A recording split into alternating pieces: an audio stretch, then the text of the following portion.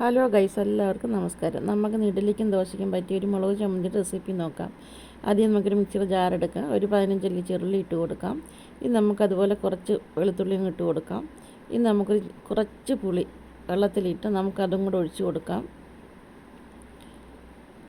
അടുത്തായിട്ട് നമുക്ക് മുളക് പൊടി ചേർത്ത് കൊടുക്കാം. ഞാൻ ഇവിടെ 1.5 സ്പൂൺ ചേർത്ത് കൊടുക്കുന്നുണ്ട്. എരിയില്ലാത്ത മുളക് പൊടിയാണ്. ഇനി നമുക്ക് ആവശ്യത്തിന് ഉപ്പ് ചേർത്ത് കൊടുക്കാം. ഇനി നമുക്ക് 1 ടീസ്പൂണ് ശർക്കരപ്പൊടി കൂടെ ചേർത്ത് കൊടുക്കാം. ഇനി നമുക്കൊന്ന് അരച്ചെടുക്കാം.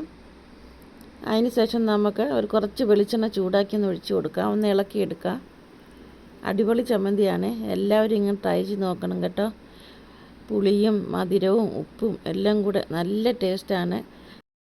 എല്ലാവരും ട്രൈ ചെയ്ത് നോക്കുക. എൻ്റെ ഈ വീഡിയോ ഇഷ്ടപ്പെട്ടാൽ ലൈക്ക് ചെയ്ത് ഷെയർ ചെയ്ത് സബ്സ്ക്രൈബ് ചെയ്യണേ, സപ്പോർട്ട് ചെയ്യണേ.